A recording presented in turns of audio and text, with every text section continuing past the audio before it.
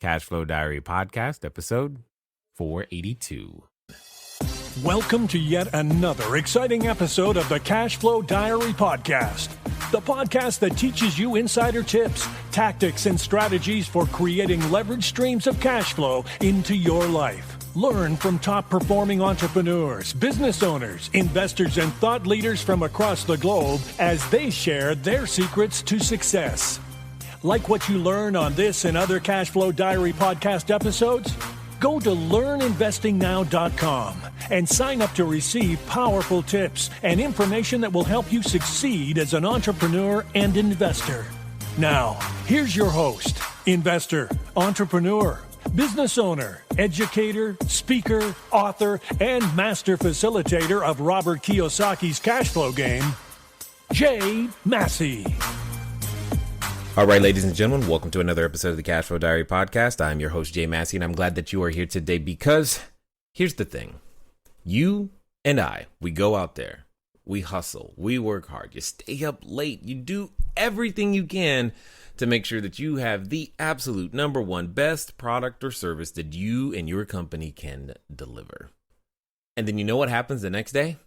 You do it all over again. And the next day, you do it all over again. Whether that means you're looking for the best talent because you need more help on board, or whether you're trying to source better materials or a better process, you are doing something every day to improve, to make your product better, and essentially build your cash flow, right? But you know what often gets overlooked? What often gets overlooked is letting other people know that your product exists. In fact, you may be feeling like, oh my goodness, if people just knew how great we were, if people just knew we were here, they would buy my product over that other product they keep purchasing. Well, today's guest is going to help you with that because she is a journalist and PR expert, but more importantly than just being an expert, and this you've got to appreciate, you can still see her in front of the camera as a host on Lifetime TV and national commercials on WPTV for her monthly segment, and read her online work in Huffington Post, Inc. magazine, and Fast Company. Here's my point. That means she's been on the other side and has come to our side to help us figure out how to make sure that we get into the media too. I'm, of course, talking about Christina Nicholson. Now, Christina is a former TV reporter and anchor who has worked in markets from New York City to Miami with her business, Media Maven. That's how she helps you and I reach millions, if that's what you're after. So here's the thing. You've already got your widgets. You got your whatsits. So now let's go make sure that the other people know about it. So let's get ready to listen, to learn, and to love Christina Nicholson. Christina, how you doing? Hi, good. How are you? So far, so good. Excited about what you do, because what you do is a mystery to me. I just randomly see people on TV. I have no idea how that happens. People say they can do it because I've been approached by people who say, I can get you. I'm like, okay, I don't know what that means. And why do you want money? Help me understand. So I'm looking forward to understanding all of that today, and I'm sure other people are too. Yes, I'm happy to help solve the mystery. Good. Now, this being the first time you're here, though, I have to ask you the same question that I tend to ask everybody the first time that they're here. Are you ready? I'm ready. All right. I tend to look at today's entrepreneurs a lot like yesterday's superheroes. You know, you've got Wonder Woman, Spider-Man, Batman, Catwoman, etc. You get the idea. Because I think entrepreneurs and superheroes have a ton of things in common. For example, as an entrepreneur, I can occasionally envision myself flying around town, using our products and services to save our customers. And maybe I am wearing a cape and tights, who knows? But at the same time, as a superhero does, an entrepreneur also has a beginning. So, if you think about Spider-Man, for example, there was a time where he was just going to school, just a kid, doing his own thing, minding his own business, taking some photos, and then one day he gets bit by a spider, discovers that he's got a superhuman ability, and he gets to choose whether to use it for good or for evil. So, my question to you is as follows. I know you've been featured in Forbes, Fast Company, Huffington Post, PR Daily. You've been everywhere and doing lots of things. But what we want to know is, before all of that, who is Christina Nicholson? I think if we're going to go way back, I like the storytelling aspect of what I do Storytelling. professionally. Yes. Yeah, Oh, storytelling. this is So going to both get good. Go ahead. both professionally and also personally. So I wasn't a print journalist, I was a TV journalist because I liked using video to help tell a story, right? A picture tells a hundred words or 1,000 words, so video, says a million. Um, and personally, I love to watch movies. I love to read books. I'm a big reader. So I like stories. And that's really what I work with business owners on to help earn them media exposure. It's all about the story. So I think, just going back when you say, who am I? I'm not just a storyteller, but I'm somebody who likes to hear a good story or read a good story or watch a good story. And it kind of makes sense because that's what the media is. That's what when you're flipping through social media or you're watching the news on TV or you're reading articles online, that's what's resonating with people is the story. Interesting. Okay, so you read books from the age of 7 and just kept going? And that's I remember when I was like super little and like my parents had one of those, like those big desktop computers, like the Yes. old TVs used to Right. look like they went way back, right? I remember I would type on there and I would try to like write my own stories and write my own books. And I remember reading books like as back as when I was in first grade. And my daughter, she's in first grade now, and she loves to read and write books too. So I'm super excited and super happy about that. Now that's duplication, if ever. I like it. I like it. I like it. Okay, so here's a couple of questions. You're reading books and you doing your thing. How do you realize one day, like what happened? One day, do you go, you know what? I need to be in the media.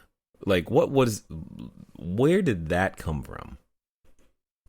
Okay, so I remember in eighth grade when we had a career day, and I lived in a small town. It was probably an hour away from Columbus, Ohio. So I couldn't drive or, have my parents take me to a TV station in Columbus. So I remember in eighth grade, I went to a local cable station and I read like the church announcements or something behind a podium. And that was like me being a news anchor.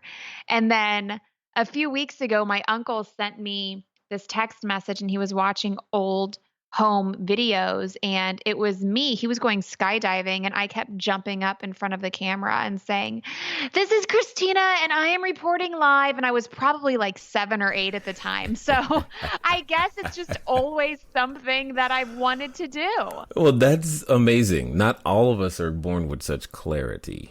So I'm so glad to hear that's there. And more importantly, even some of us who are clear, we don't get the opportunity to do it. So was media always like your first job? Is that the only thing you just went straight there and nothing else? No, well, kind of. It took a while to actually get started just because it's such a competitive industry. So let's use Columbus, Ohio as an example, because that's where I went to school. They have 4 different stations. You have your CBS, ABC, Fox, and NBC. Think there's probably like 10 reporters per station. That's only 40 jobs in a big city. So it's a super competitive industry. So when I was in college, I was working at a restaurant as a server and bartender, and I actually did not get my first TV job until 2 years after I graduated. And the way you apply for an on-camera job is you have a resume tape. So it's not just like a paper resume like most people use. It's actually a tape, and it shows you doing what you would do after you're hired. So I interned at a local station. I went out with a reporter and photographer and made my tape. I also paid a service. I flew out to LA and I paid somebody who did this as a job to take me around so I could put together these stories to make my tape. And it's funny now, I do that for people trying to be reporters, so many years later. But I probably sent out a tape. I remember sitting in my apartment and with like the old school VHS, like pressing play and record to record onto the other VHS or the DVD, or burning, so many DVDs. Now you can just upload it and share the link on YouTube to everybody. But I spent hundreds of dollars sending out my resume tapes to all of these different news directors in different markets for 2 years. And I remember my first job offer paid $10 an hour. And I was like, oh, I'm not going to do that. I can get a better job than that. And it literally took over a year until I got my next offer. And I said, okay, whatever the next one is, I'm going to take it. And it was $12 an hour in Beaumont, Texas. And I took it. And that was the start of it all. That's amazing. And I mean, I love every bit of that. And for those of you who are wondering, VHS is this cassette thing that you've never seen, that got replaced by DVDs, which some of you may have never seen, because now we don't even do that. And when she says record, she means she literally had to have multiples of these devices, and she had to hit the rewind button, which you have never pressed, in order to make all of that work. So there was lots more work in just creating one copy of whatever she was sending out, which today is now done on your cell phone. But, Yeah, it's a lot easier to share a resume tape today, let me tell you. You could create it, edit it, add sound effects and video effects all from your phone. It just, hey, who knows? It's all good. It's all good. So, but all right. Now you said something in all of that intrigues me, because you said this was when you were coming up. You called it a competitive industry. And you said it was competitive based upon 4 stations with 10 reporters per station, i.e. 40 jobs. Today, I'm just going to take this jump and say that media would be more competitive, even more competitive, because you've got now not just your stations, you also have all the internet to compete with, so to speak. And is it harder? Is it easier? I'm just trying. Oh my God! If it was hard then, what is it now?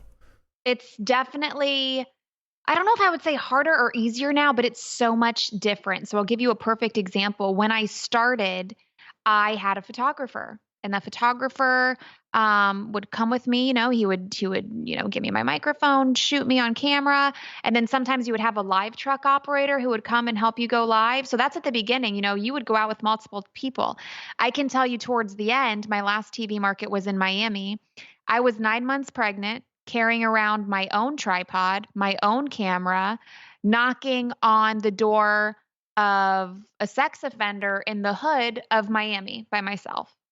So you're not joking right now, are you? I'm not joking. That is the way the industry is. One, because it's competitive and they can do it like that. Because if I said I'm not going to do it, there's 500 other girls ready to take my spot. So it's very different. You definitely have to be willing to do more, because just the media industry has changed. People aren't advertising like they used to.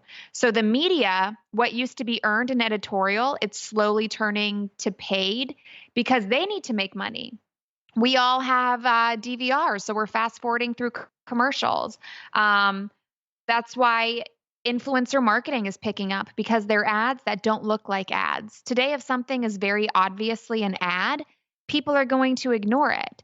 So TV stations and other media outlets, they're working with less, so they're making their people do more. So you definitely need to be very well-rounded. You don't just, if you just want to stand in front of the camera and talk, and then you're going to be screwed.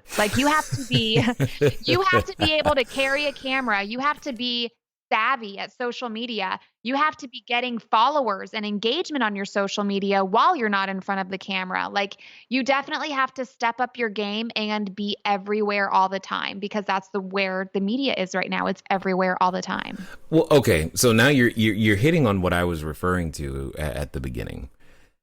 As an entrepreneur, I got a number of things to do, and everything you just said ain't one of them,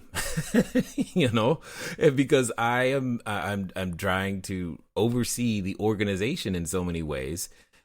How on earth is an entrepreneur to even attract the attention in order to get their story out and make these things happen? This seems, it seems very challenging. And it is challenging. Like, I'm not going to lie. I'm not going to sugarcoat it. It's definitely challenging because I can tell you on the other side, my inbox was full of hundreds of emails every day from people wanting that publicity, but you can still get it. It's just a matter of standing out and being different. And the biggest secret, are you ready, Jay? I'm all ears and ink, ready to go. The biggest secret to earning media coverage without spending any money is to just give the journalist what they want and what they need when they want and when they need it.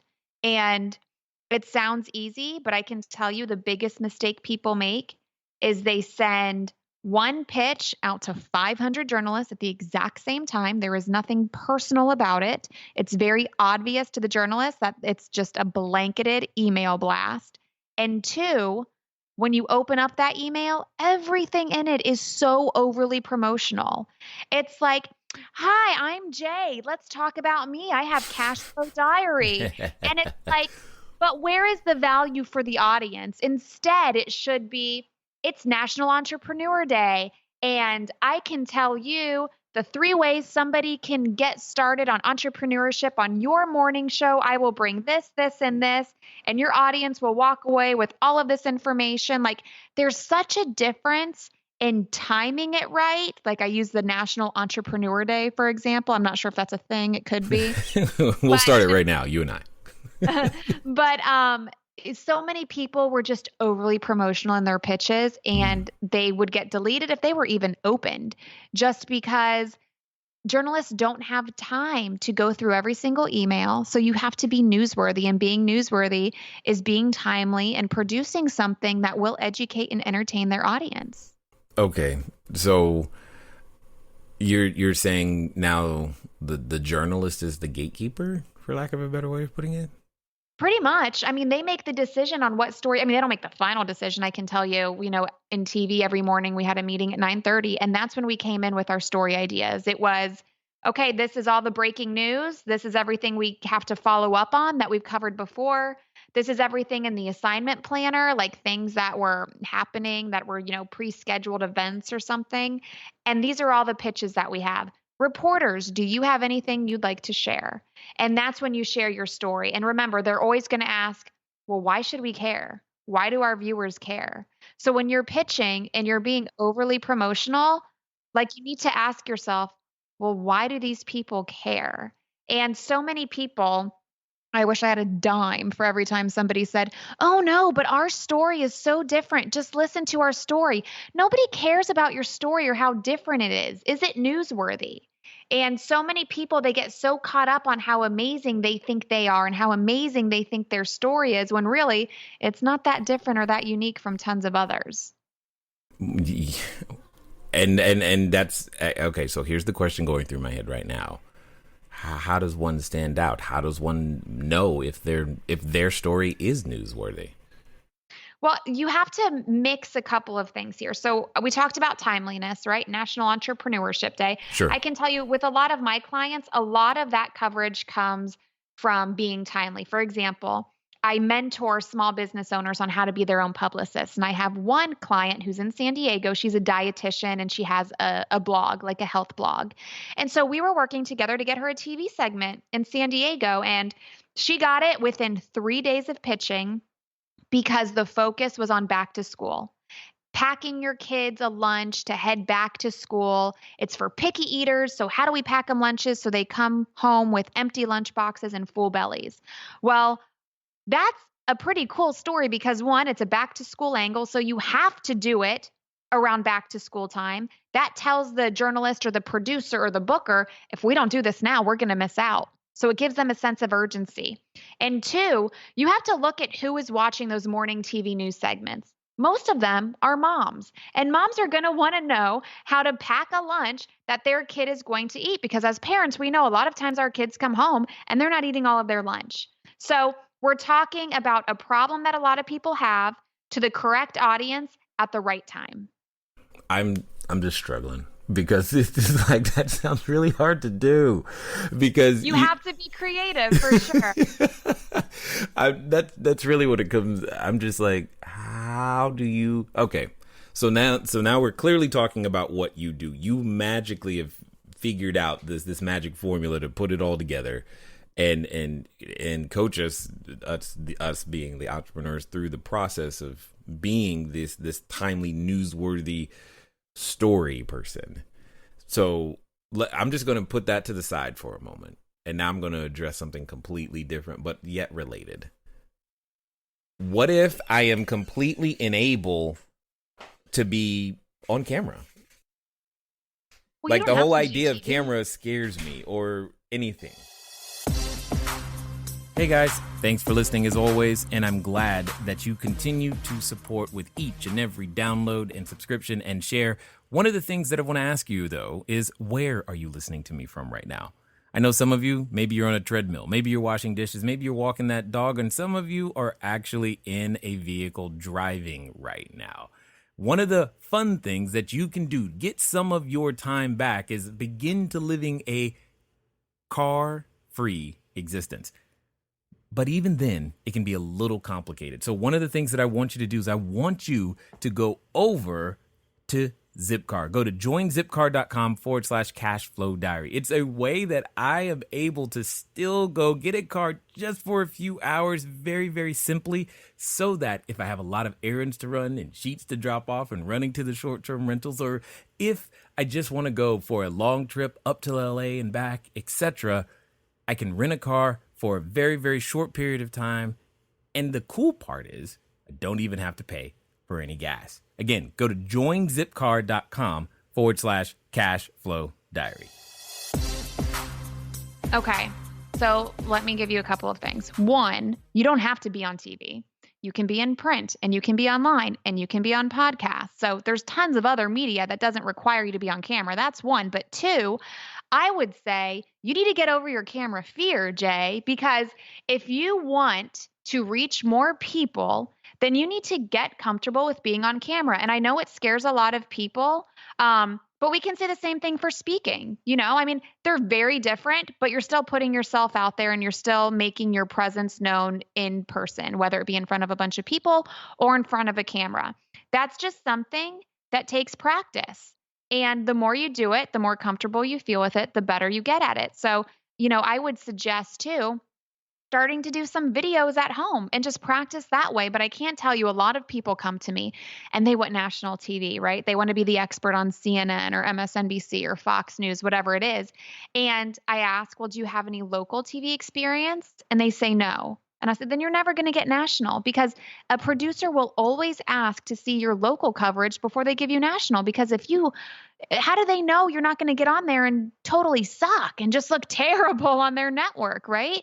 You have to have some practice. And that's my point, though. That's exactly okay. So here's what I'm really saying. All right, Christina, you've spent years, apparently from the age of 7, jumping up and down in front of someone else doing diving and whatnot. You started a long time ago. You don't get good overnight.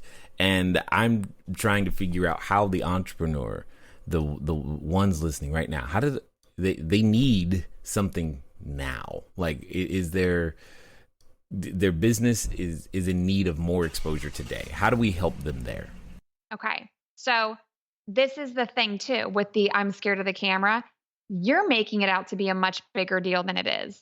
Because if you watch any TV interview with anybody, you will see they're just having a conversation. We're not making a movie where you're memorizing lines. You're literally sitting down and having a conversation. Half the time it's not live, so keep that in mind. Half the time it's not live TV, so you're going to be fine. You can mess up and start over. But when it is live, those live segments, you're just sitting down and having a conversation with people. So I work with people to media train them. Okay, what are the points you want to get across? What are we talking about? And you just sit down and have a conversation, just like we're doing on this podcast. It's the exact same thing. You're just putting the camera thing and you're making it a much bigger production in your head than it is in real life. That's awesome. That's awesome. By the way, did you know that November 19th is National Entrepreneurs Day? It is a day. In fact. So everybody start pitching yourself that day. 2 weeks before. Give them some lead time. In fact, November 14th through November 20th is National Entrepreneurship Week. Oh my, a whole week, people. I don't want any There you excuses go. from anybody on why you're not earning coverage that week. You know when it is, you have enough lead time, make it happen. Yes, I was compelled to like, I wonder, is there such a thing? And if so, how could we leverage that? Okay. So when it comes down to it, let's talk this other side. There have been times, myself included, and maybe even many of the other entrepreneurs, where they're approached by someone saying, hey, that either I'm coming off stage or they see me here or whatever. They're like, you know what? I think you would make good TV. I can help you. I can get you on blah, blah, blah, blah, blah. To date, that has not happened. So I'm just curious to understand more about what does it actually take? Like, what is it that you do in order to get a complete new person physically on television? Because I never know. They disappear. What feels like they disappear into this black hole, and I never really hear from them again. Okay. And this is why. If anybody ever approaches you and says things like this, sometimes it's an advertisement in disguise. Because that's what a lot of these advertising people will do. They'll reach out to you and they'll tell you, oh, I can get you here. I can do this for you. And they get you really excited about the opportunity. And they tell you what they're going to deliver. And then at the end, they're going to say, and it'll cost you this much money for this. And you're like, well, wait, I thought this was going to be editorial. I thought this was earned. So watch out for the people selling advertisements. That's one. And two, watch out for the publicists promising you things they can't promise. Something that I am very open and honest about, and I think it really, honestly, it hurts me in my business, is I tell people I am not guaranteeing you anything. And that's because I can't. Because again, this is earned media. We're not paying for it. So I can't tell you, oh, Jay, you would be great for Forbes. We could talk about, your real estate investments in Forbes. And I can't guarantee that because I don't control Forbes. I don't control what goes in there and how it goes in there because I'm earning the media. What I can tell you is, oh, I know this great writer at Forbes. His focus is on real estate. I'm going to pitch you with this angle and I think it'll work. And this is why, but I'll get back to you and let you know what he says. That is accurate. I mean, I can tell you I've been at TV stations and Donald Trump will do something crazy. So then we're doing a break-in. We're going live from the White House or God knows where for an hour. And my segment that was booked isn't going to happen. And that's a perfect example of why you can't guarantee something. Another story. This is the first time this ever happened to me. I had an interview scheduled with somebody. And this person never called my client. And I was like, what happened? And I followed up for like 2 or 3 days. And then I started following up with another person. They said, oh, she got fired that morning. And I was like, oh that sucks. So you can never guarantee the coverage. So I would just be weary whenever somebody reaches out to you and they're over promising you things. I would just, if they're not charging you, I would wonder, well, why are you so confident you can get me in there? Do you control what goes in there or what goes on the air? Or do you run the podcast? Because if you do, then obviously you can guarantee it. But if not, you're probably over promising me something. Okay. So then let's take us through this process. How long should it take? Does it take? I come to you today and said, okay, Christina, I'll be your clay, mold me. I will sit in front of the camera, even if you force me. What's that process look like? It's very different. Again, we want to work with timeliness. So if we're talking about National Entrepreneur Day and Week in November. Since we now know about it, let's talk. We now know it actually is a thing. We're going to start working on that a few weeks before, and we're going to use that as our peg. That's our timely angle. So that's one example. The glossy magazines, for example, if you have a product and you want to be in Oprah's list of her favorite things every year, you got to start pitching her editors in August. July and August is when they start doing that. For online coverage, obviously that can happen quicker. If you have a great newsworthy story to tell or a great angle, something super timely, a lot of things I tell people to do is just keep on paying attention to what's breaking in your industry.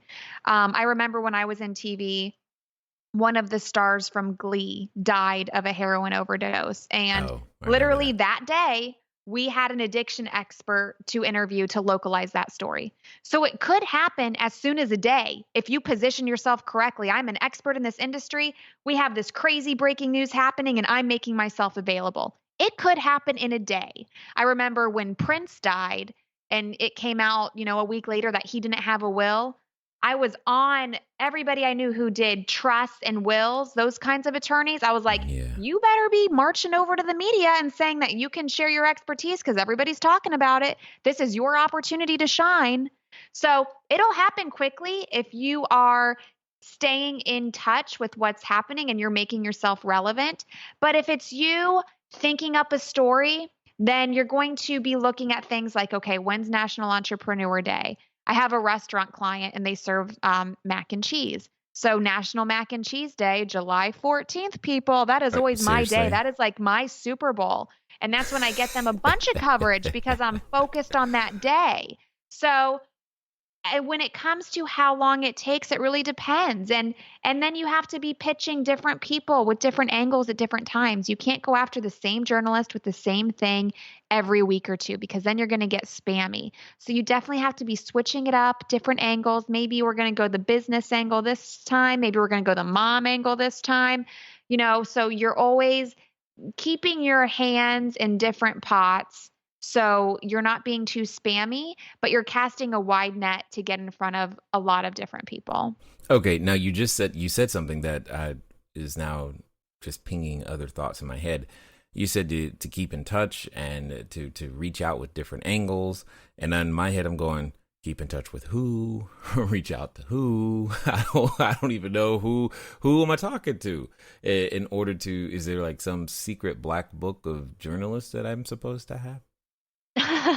Well, there is and there isn't. I say, you can obviously, just do your research online. Journalists are on Twitter a lot. So that's my little tip is if you do want to build relationships with them, get on Twitter because a lot of them are on Twitter. But I always like to go back to your goals, like the very, very beginning. What is your goal? Is it to build your email list? Well, then podcasts and online coverage are going to be great for you. Is it to get people in your local brick and mortar? Then stick to the local newspaper and local TV station. So once you get clear on where the ROI is going to be, who you need to get in front of, well, what media serves that person? What media serves that audience? And then you're going to say, okay, I really want to be in Inc. magazine.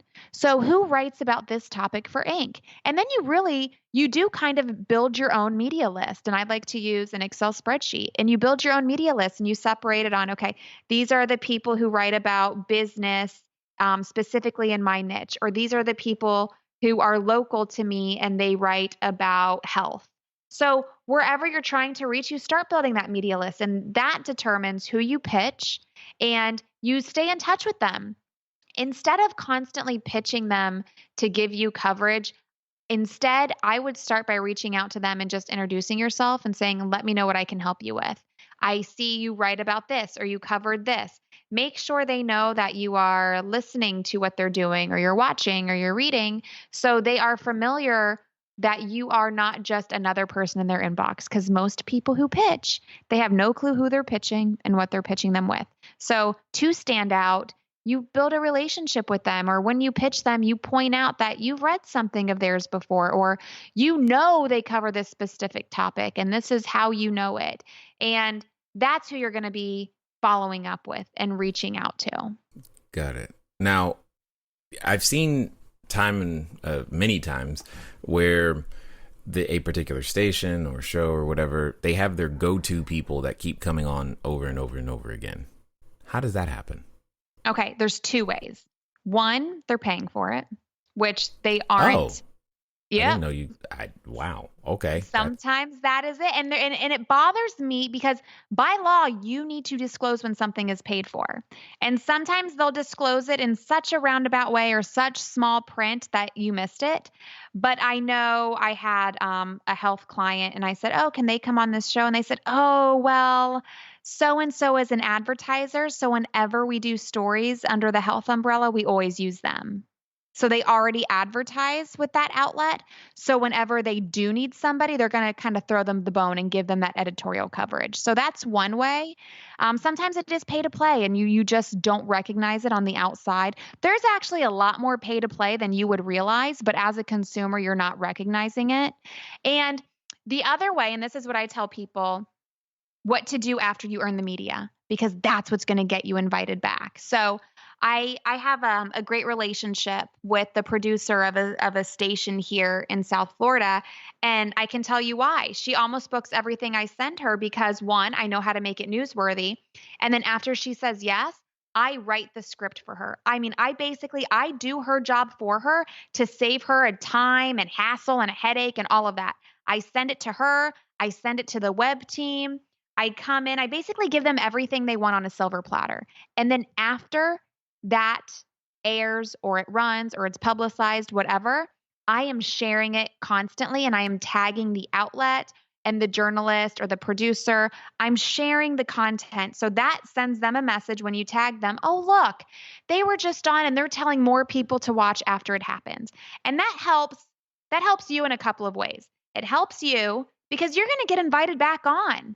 They see that you're grateful for the coverage and you're sharing it with your audience. So obviously they want to have you back and you did everything for them. You did all their work for them. I can't tell you how many times I've worked with publicists when I was in TV. And these publicists were so not helpful. Like they made it hard for me to give their client coverage. And many times I was like, all right, you know what? Forget it. Like you guys are making this impossible. The easier you make it for the outlet, the more likely they are to invite you back. So don't just make it easy for them, but also share it afterwards over and over again. And then it also helps you, the constant sharing of the publicity over and over again, because that tells everybody else seeing you, look, I'm in the media. And if they missed the actual media appearance or they didn't see the post or whatever it was, you're showing them on the other side. So for example, I'm on Instagram telling all of my followers, hey, I'm recording a podcast right now on Cash Flow Diary. So if any of my followers don't know what Cash Flow Diary is, they know what it is now. And I tagged you, Jay. So then you're going to get on Instagram and you're going to see that I tagged you and you're going to be like, oh, that's cool. She just told all her followers about me. I want to invite her back. You know, you would be in a rare category. I can count on one hand the number of people who have been on the show twice. But I'm not saying it's not possible because I find myself like, wow, okay, you're lifting the veil, for lack of a better way of putting it, because this has been a very confusing thing. And then you said something now because you said it, I have to ask you is I've always go to my just how I grew up in business. And I'm always thinking about, all right, if I do this, what's the return? What am I going to get for doing this? And I'm trying to still put together how to calculate or even think about the return of investment of either time, effort, energy. You know, if I hire Christina and she goes out there and actually makes it happen, okay, she did her job and that has value and I want to compensate her, but what did my company get? What did we get? And how do I measure that? So that's kind of my question. And it's a tricky question because, and let me tell you why, it's honestly, it's an impossible question to answer. And I don't like talking about advertising because as you can tell, I'm not a big fan of it, but it's the same with advertising, right? Like, look at those companies who spend, I don't know how many millions on a Super Bowl commercial. You think they get that back? So I always tell people. Okay, hold on. Marketing is one. Hold on 1 second. When you mentioned the Super Bowl commercial, I have never understood that one. I'm like, I'm just like, why, right? It is like, oh my God, that was a lot of money you just spent. And the thing is that it keeps going up every year and they keep fighting for it as if it's like important, and maybe it is, but how would you know? So yeah, but I'm sorry, I've just, those Super Bowl commercials are insane. Right. And that's exactly the point that I'm making though, is it has this reputation like, oh, it's a Super Bowl commercial. We all know they're spending a bunch of money. That's marketing. It's not sales. They're paying that much money, so we all talk about them and we all see them. So whenever people ask me that question, I'm always like, well, I don't know. How good are you at sales? Because I don't do sales. I do marketing. I get your stuff in front of a whole bunch of people. If your stuff sucks, then I can't do anything about that. It's my job to lead the horse to water. It's your job to make the horse drink the water. So this is how I break it down, and I'll give you a specific example. I had a client on the Today Show. During that segment of the Today Show, there were 3.6 million viewers. And again, everything in marketing, you're just guessing how it's going to work. So I'm going to use a super low percentage just to be conservative and go like worst case scenario. So 3.6 million viewers are eyes on your brand. If they didn't know about you before, now they know about you. Pretend 1% of that goes to your website, right? Super low conversion rate. 1% goes to your website. That's 36,000 people who visited your website. So you want to make sure your website looks good, right? You want to convert. So pretend 1%, again, worst case scenario, 1% of that 36,000 turns into a customer. That's 360 new customers. If you have something you're selling for $100, that's $36,000 that you just made from getting in front of 3.6 million viewers. So you could break it down like that and you could go hypothetical, but the truth of the matter is you can't guess and nobody can tell you how people are going to react. I had a client.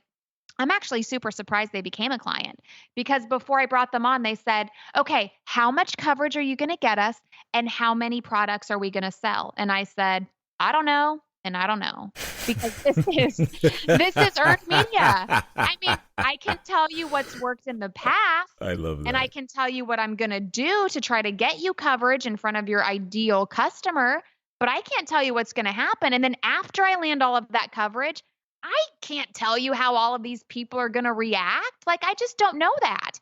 So it's really an impossible question to answer. And if anybody tries to answer it, they're lying.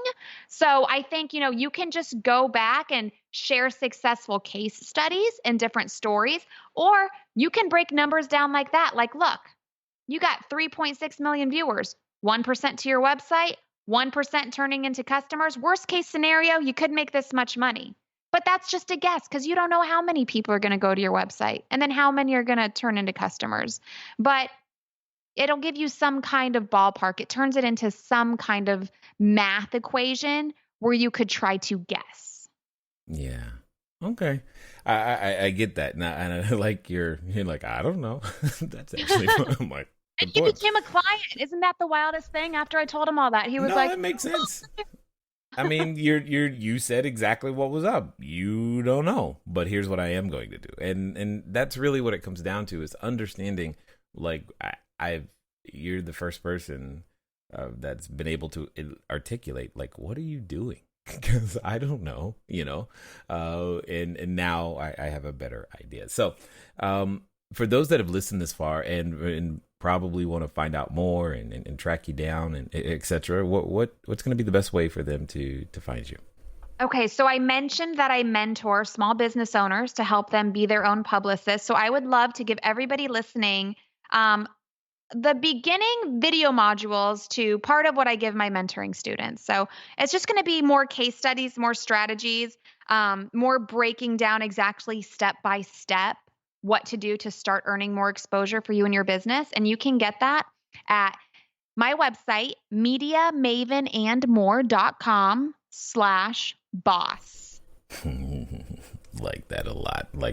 So as we wind down here, I've got a final question for you that I want to ask because I'm curious to hear your thoughts. Let's pretend for a moment that, someone listening, they've gotten to this point, they're going, you know what? I'm going all in. I'm going to go all in on this media thing. I'm going to make my business everything it needs to be. I'm going to become that entrepreneur and we're going to do this thing. In fact, Christina, let's pretend that they're standing in front of what I like to call the superhero outfit store because they are ready to take it on. But like I know, that when we reach what I like to call these precipice of decision, that when we reach those points, we often have another companion. That companion comes in the form of a voice, and that voice often says things like, really? You? No one's gonna, no reporter's gonna even give you the time of day. Seriously, do you know what happened last time you tried? And for some people, they're actually related to that voice. So my question to you is as follows. Let's pretend that this time it's gonna be different. They're actually gonna follow through, and they're gonna do exactly what you suggest, and they're gonna do so in the next 24 to 48 hours. What would you suggest that they do? I think the very first step is to get clear on your goals, where you want to be and why you want to be there. Because I think people, they just get excited about the media exposure in general, that they'll just throw a whole bunch of stuff out there and hope something sticks. But you have to be strategic, especially when the outcome is out of your control. You're not guaranteed this coverage. When you get the coverage, there's no guarantee on how people are going to react. So just be very, very specific on who you're reaching out to and why you're reaching out to them. It's much better to reach out to 10 people a week who are very niched in what you do and what you're an expert in versus 1,000 people a week who are just in this general broad category of people who, maybe it'll fit, maybe it'll work. So I would say get super specific on your goals and where you want to be. Yeah, I appreciate that. Getting clarity is always the key to being able to move forward quickly with decisiveness. So one of the things I want to say for sure is that I definitely appreciate you taking the time not only to be here, but to share your insights and your knowledge. And you keep using this phrase that I hope everybody picked up on, is that you earn the media. And I love that's your perspective and that's where you come from. But thank you for taking the time to share your knowledge, your insight, and your wisdom here with us today at the Cashflow Diary. Thank you so much for having me. All right, ladies and gentlemen, you know what time it is. It's time for you to move at the speed of instruction. What does that mean? That means mediamavenandmore.com/boss. Why? Because, well, you already are the boss, but go figure out what it is that you need to do next right now to earn your media, because your widget, your what's it, what you are doing, it's important and more people need to know. Ladies and gentlemen, it's been fun talking to you today. I look forward to talking to you soon. Until next time.